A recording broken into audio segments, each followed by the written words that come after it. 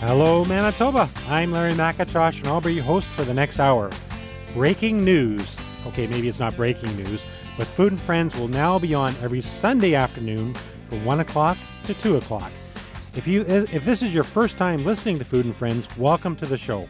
Our show previously aired on Saturday mornings at 8, but we've moved as part of the new CJOB weekend lineup. As a little background, Food and Friends is not a call-in format, but more of a casual conversation with lots of time to share stories. The show is not political, meant to be controversial, or be a venue to criticize others. It's really getting to know some interesting Manitobans.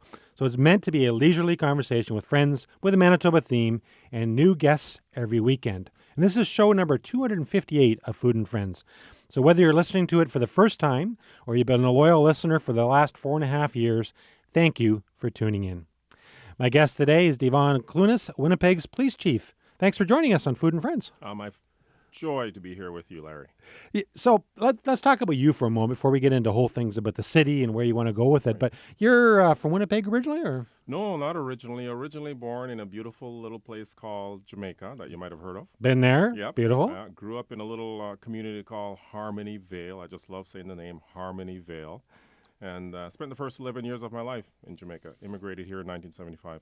So Shelley and I, not that you're talking about Jamaica, but Shelley and I had the honor of being to Jamaica several times. So we've been to Montego Bay and a few other spots. Where's that in relationship to those? Probably the closest spot would be Kingston. It's about an hour and a half north of Kingston. Okay. More inland. And where I grew up, there was no electricity, no running water, none of the amenities that you enjoy when you typically are a tourist in Jamaica. Yeah, all-inclusive is totally different. Yeah, I get that.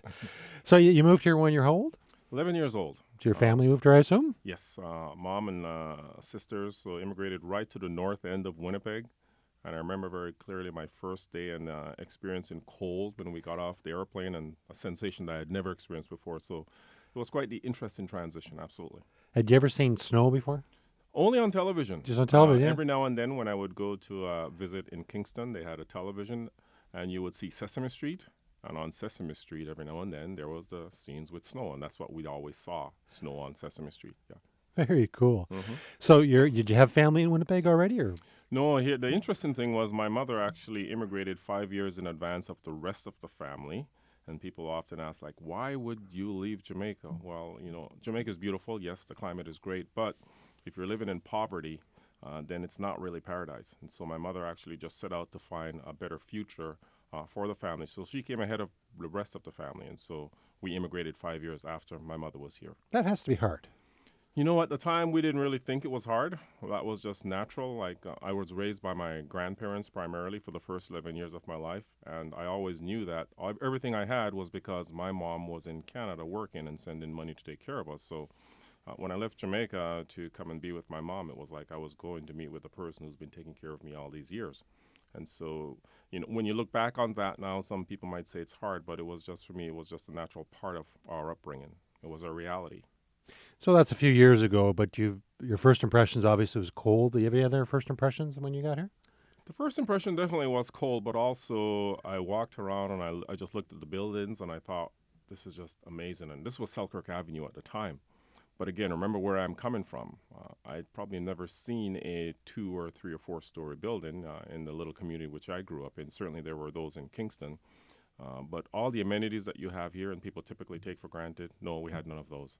I would see a motorized vehicle maybe once or twice a week typically when I lived in the country. So everything here was like a new discovery for me. And we try not to take it for granted, but we're very fortunate to live in this country. I mean, Shelley and I have been fortunate enough to visit India and several Caribbean islands, and you come back and you go, well, we happen to be born here, and you're lucky enough to come here, but we're really quite fortunate with what we have. We are incredibly fortunate. I often say I wish every Canadian would spend 1 year in a third world country, really to give you a great sense of appreciation for the phenomenal country in which we're fortunate to live, and we wouldn't really take it for granted.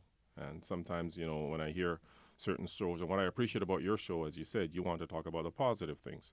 But oftentimes people focus on the negative of what's taking place, whether it be in our city or in the country, and don't realize really that we're blessed to live in one of the very best countries on the planet. That's all there is to it. And I've talked about it on the show before, and Winnipeggers and Manitobans in general, we're hard on ourselves. We talk about mosquitoes Hmm.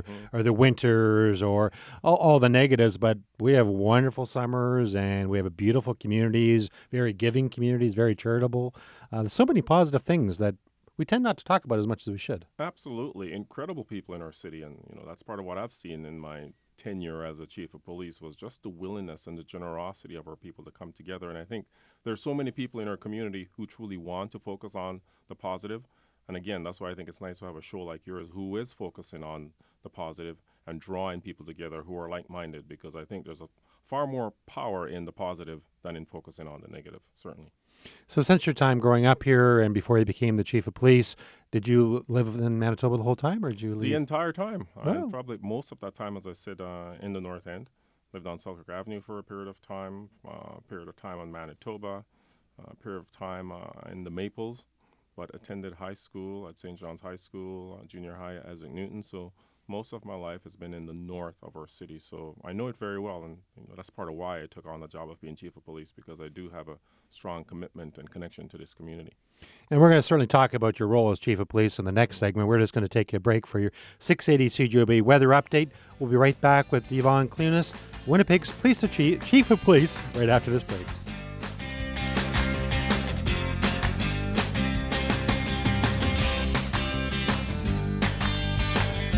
Welcome back. I'm Larry McIntosh. I hope you've marked your calendar for Peak of the Market's 17th Annual Family Fun Day.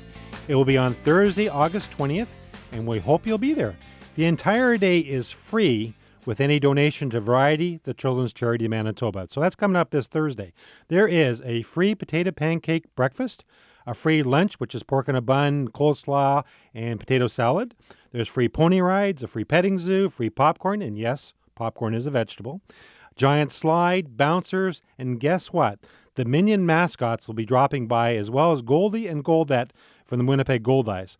You'll have an opportunity to tour our new packaging area or distribution center and see our 14-foot high robots in action.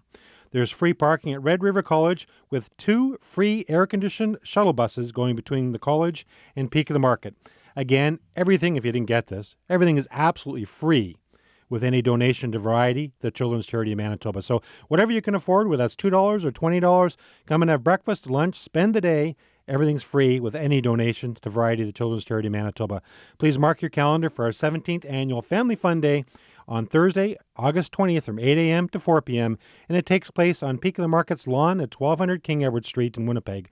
And you can get complete details at peakmarket.com. All the information's there. My coworkers and I look forward to seeing you then. We're back with Devon Clunis, Winnipeg's chief of police. Family Fun Day, which we've been doing it for all these years now. One of the great things, one of the most popular things is you have a police car generally come out with one of your officers or a couple of your officers, and they get to sit in the back of the car and ask them questions, and that's quite popular. I'm glad it is, and that's a good time to sit in the back of the car. Exactly. It's the only time I ever want to be in the back of the car. Be in the back of the car. So, no, I'm absolutely quite supportive of events like that in the city, and certainly when we can, we try to get our members out. Engaged in the community, particularly the young kids, I think at a very early age is really quite important for them to recognize that we're there to help. And obviously, police cruisers there. We have a fire engine there as well, subject to availability. Of course, there's other things that go on in the city that take precedent over that. But we have probably about 4,000 people that come out for this event on a Thursday, and it's a kind of a fun event. So we appreciate the support that your guys give us by coming out. And as I said, even if you look at the Folklorama, which is ongoing right now, you'll find that our officers are out there trying to attend as many pavilions as they can. I try to get around as well, and it's really important, I think, for people to see the police in good times, because unfortunately for many individuals, the only time they have an interaction with us is when something negative is taking place. Right. But I'm saying really I want us just to be a common thread throughout community, being there in those really good times. And, unfortunately, when we have to be there at negative times, when there are difficult things happening, it's a relationship that's been built. So it's really key for us to really be engaged in the community in those really good times around events like that. So how long ago did you become the police chief? 3 years now. It's 3 years already. Wow. 3 years has gone by. Some people say, that's been quick. I said, no, it looks like it's been a long time for me, but it's been 3 years. It's a very taxing job, and so there never really is a day off. The only time I really have a day off is when I actually leave the city, leave the country even, that you can actually feel somewhat relaxed. But 3 years now. And I have to say, I have nothing but total respect for the men and women that do the job that they do. And here's a little tidbit. I don't think I've shared this on the air. I originally wanted to become a police officer. It's not too late. No, I think it really is. You have to be in shape. There's a whole bunch of things that I would have a problem with. But that was my original. When I was going to school, I took typing because I thought I'd be typing reports back when computers didn't exist in the same way. I took typing, which certainly serves me well today. But that was my original cause back in Toronto when I was living there. And I went on a different path. But I have nothing but respect for what you and all your coworkers do and for our city and for our province, frankly. So thank you for that. Well, no, that's very much appreciated. But you're doing a great thing for the community as well. Wow, right? So it's all about the partnership. And so you're part of the service, we say still. So let's talk a little bit about it. And I saw you speak at a Winnipeg Chamber of Commerce event a month or so ago, and I was fascinated by some of your philosophies. And now obviously there's crime and there's things that have to be done, but you're also looking at the other side of it. Maybe you can explain a little bit about. I think it's really important for us to do that because day one I became a police officer because I wanted to make a difference. I remember very clearly my first really the first time walking Main Street many years ago, and I saw people in some really difficult situations. I remember arresting many people, and it just really became a bit of an epiphany at one point in time when I said to myself, I could probably arrest another couple thousand people, but I don't really feel like we're making the impact that we certainly could. So I really started saying we need to do more. We need to get into the prevention part of policing. Certainly the standard police work that we need to be doing, it has to be done. There are some bad people that society needs to be protected from. But how do we prevent the further growth of additional so-called bad guys? I realized that a lot of what we were dealing with was socially constructed, and we need to start dealing with the social issues, the root causes. So as the chief of police, I really have been putting the call out to the community broadly, saying that, yes, we have police work to do, but the most important work that we need to be doing as a community as a whole is looking at the deep social challenges, which are the root causes of what we call crime. And if we address the root causes, we ultimately will address the crime issue as well. So we need to be working very diligently in both those areas. Now, is that a different philosophy than, I won't say the average, but I would traditionally think you want more equipment, you want more officers, you want more versus putting into this area. Is it a switch? It's a bit of a switch, certainly, and it's not only here in Winnipeg. I think it's now a philosophy that's permeating all of policing because people have actually taken a very close look, and you can look at it empirically and realize that for the past 3-4 decades, we thought we could police these issues away. And if that would have worked, really, we should almost be at no crime right now because we have really good police complements right across the city, right across all of North America, but yet we see that we still have a significant crime issue. So we need to really start looking at the social issues. Now, that's been proven. You speak to some of the best sociologists now, and they're telling us, absolutely, we need to start focusing on the root causes, the social issues, and that's exactly what's evident in our city. But you would get measured on, I shouldn't say, I have no idea what you get measured on, but I mean arrests and crime rates and all that stuff is an easy, well, not an easy measure, it's a measurement. Yes. Where this other stuff is probably a little longer term, right? Correct. Again, I try to educate the community by saying that we need to look beyond, let's say, a political cycle, 5 or 10 years. We need to look well down the road and realize that what we're talking about, very similar to what you do. When you plant the seed, it takes time, right? You don't reap the crop the next day. You have to wait. That's what we're doing here in terms of looking at crime prevention through social development. You may not see the result in the next 2, 3, or 4 years, but we have to look down the road and realize that the time will come where we definitely will reap that harvest. And because the status quo is just not working. We can keep doing more of the same and expect a different result. I can guarantee we won't get that result. But everyone truly now is starting to realize we need to start dealing with those social issues. Because I look at my life, for example, Larry, I grew up in a very difficult neighborhood, north end of the city, yes. But just because you're growing up poor doesn't mean that you have to end up in crime. However, we do realize that poverty does also translate into basically providing the opportunities or the challenges, the temptation for people to find themselves in the wrong direction, particularly young kids. So let's try to bring some sense of equity right across this entire city and see what would happen. Huge positive. We're speaking with Chief Devon Clunis for the Winnipeg Police Chief. We'll be right back after we take this break.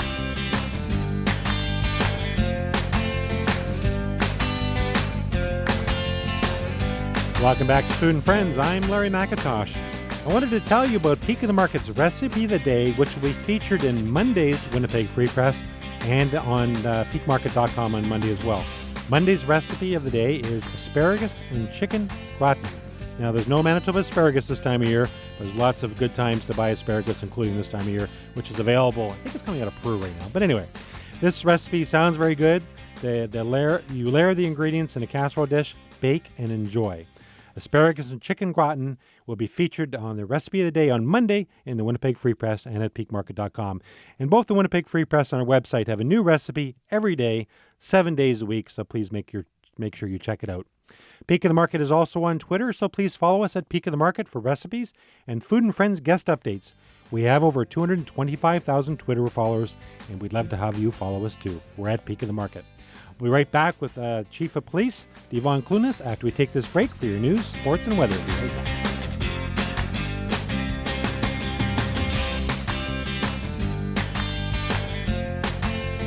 Welcome back. I'm Larry McIntosh. Food and Friends Radio is on TV. Each radio show is filmed, and we post it on Mytoba.ca later this weekend. So if you want to see the TV version of this or previous radio shows, please visit Mytoba.ca. You can also listen to an audio podcast of Food and Friends at SoundCloud.com and at the iTunes Store. So please just do a search for Food and Friends with Larry at Mytoba.ca or SoundCloud.com or at the iTunes Store, and all the shows will come up for your listening or viewing pleasure. It's very important for me to mention that Food and Friends is only available because of 680 CJOB and its advertisers. So please make sure you tune in here every weekend or listen live at cjob.com. We're back with Devon Clunis, Winnipeg's Chief of Police. So we're talking off air. You're doing some kind of cook-off with Red River College? Well, tell us a little bit about this. Yeah, we're talking about food. The head chef at Red River Culinary Arts School, he and I will be having a jerk chicken cook-off on September 9th at the college. And so it's a fundraiser, one of their charities, and also going to our police service endowment fund. But we'll see who will be the spiciest and the tastiest. Aren't you a little intimidated going against the executive chef? No? No, not at all. No? We're doing jerk chicken. I tell him, like, he's a chef. I'm a chief. Ah! So it's going to be a lot of fun. You're good. So we were talking about the city in the last half hour and making social change, for lack of better reasons. Well, what do you see in the coming years as the top challenges that you see in our city? You know what I talked about, if you look at the new vision for the service, we say creating a culture of safety for all. I do believe that's been our biggest challenge. I think we're certainly moving in the direction of overcoming it. That there needs to be the sense of we are one Winnipeg. I think for too long, people have seen themselves as whether it be the north end or the south end or the west end, but just building that strong sense of community. I think with that strong sense of community, there's nothing that we can't overcome. And truly, we touched on the social issues earlier. That is what we need to be focusing on. I said very clearly, I have not asked for a single additional police officer in the 3 years that I've been chief. But I said first we need to have the vision. What is it that we're trying to accomplish? And now take a real good assessment. Do we have the resources to accomplish or achieve the vision? And if the vision is creating a culture of safety for all, and we have everyone on board, not just police, but police and business and private citizens, everyone pulling in the same direction, I really only see positive things for this city. But the key piece is engaging the community, providing safe structure for our young people.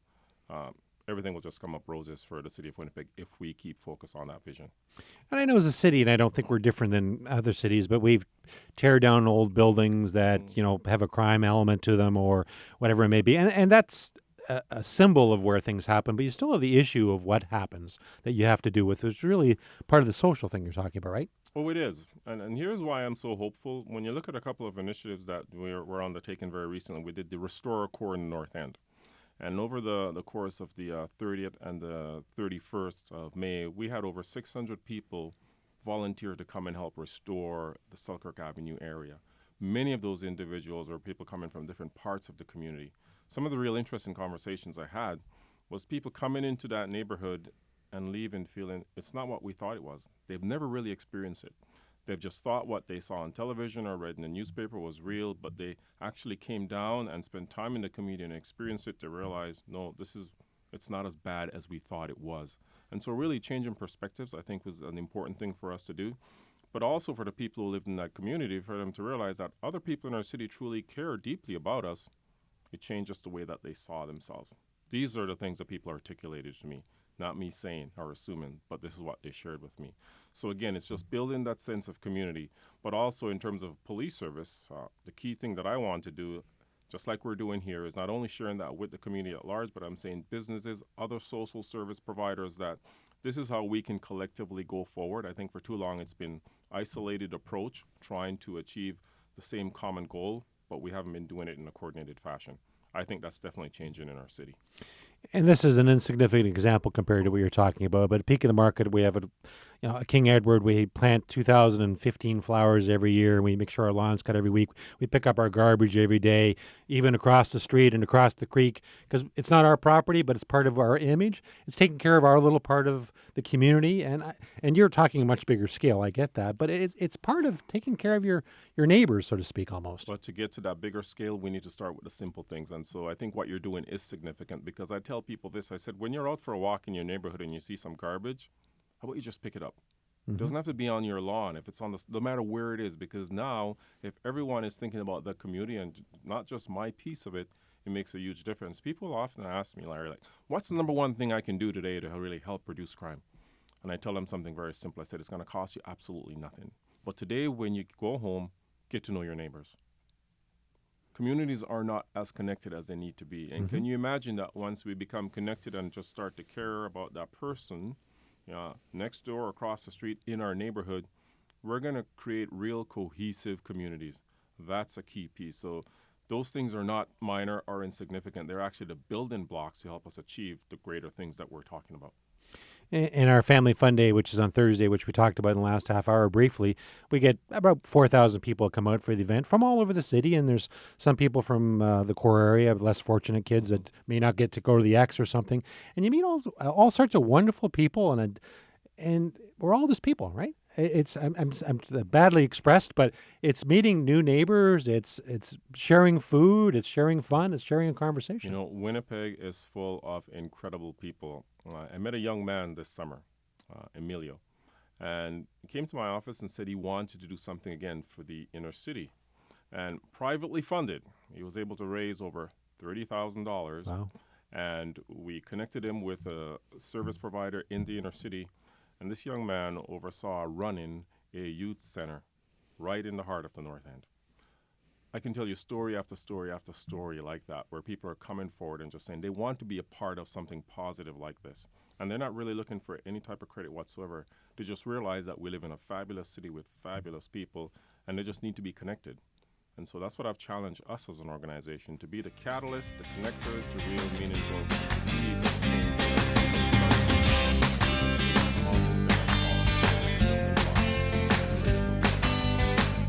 We're speaking with Chief Devon Clunis, Winnipeg's Chief of Police. We'll be right back after this break.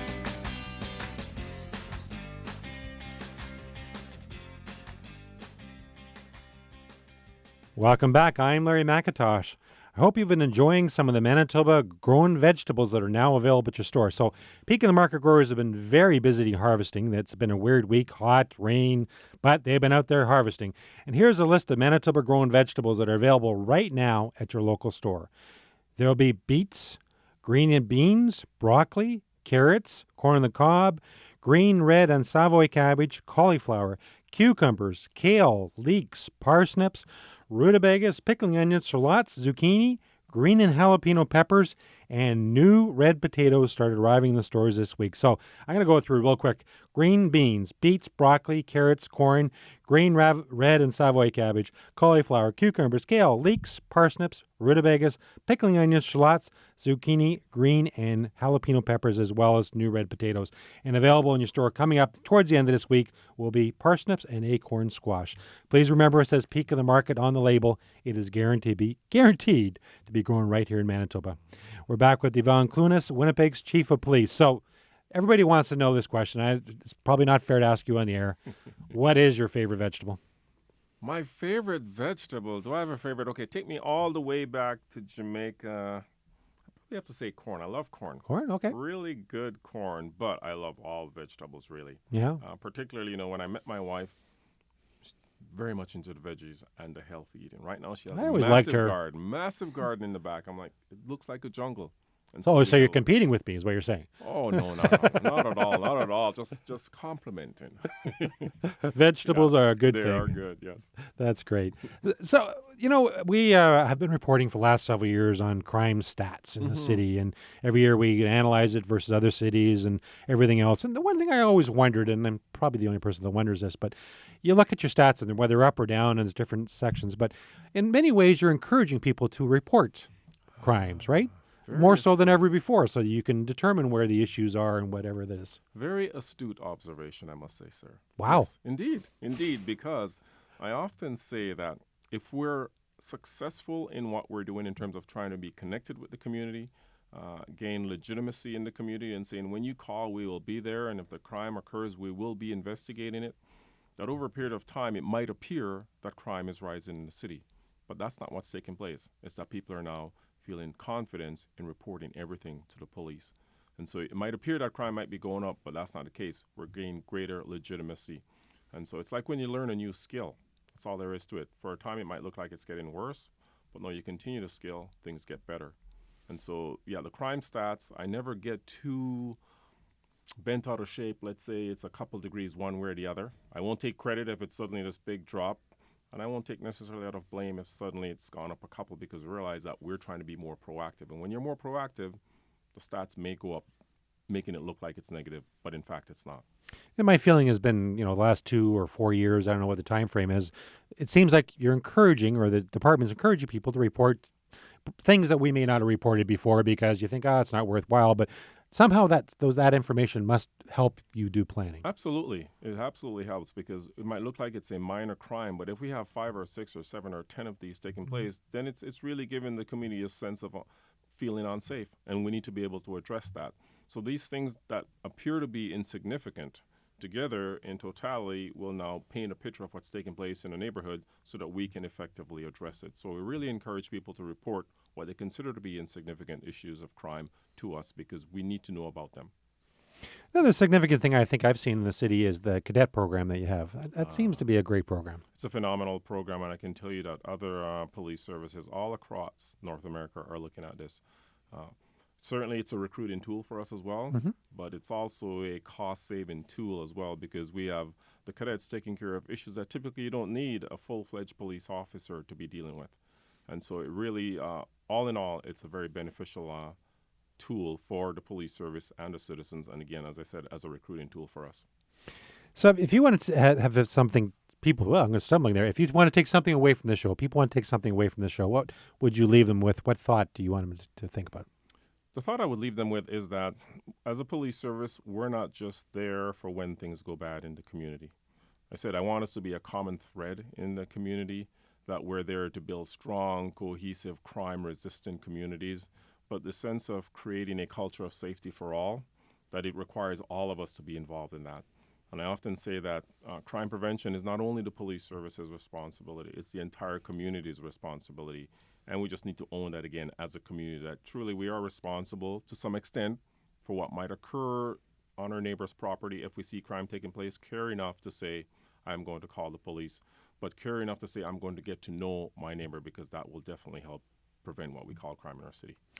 And we're a very giving community with the province, the city. We charity-wise, volunteer-wise, we're known for that. And I've lived all over Canada, and certainly Manitoba is miles ahead of anywhere I've ever lived. It would seem like a natural to be able to build on that, to get to know your neighbors better, because we've already done some of those things. It's just taking a next step. We have, and I mean, when you look at our license plate, Friendly Manitoba, and at the event that I was speaking at, if you remember the story with the gentleman from Toronto who said he's only been here for 6 days. Right. And it was amazing. Always now connected just because of how friendly the people are in our city and in our province.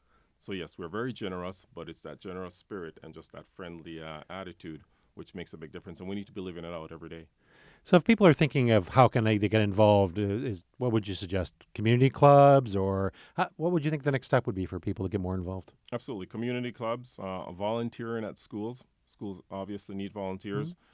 We also have volunteer programs within the police service, whether it be at a church or any other types of organizations. When I had a forum in the North End, for example, and I asked people, what do you really need? Nobody asked for more police or anything along those lines. They said even people would just come and volunteer. That's what we need. We're speaking with Chief Devon Clunis. We'll be right back after this break.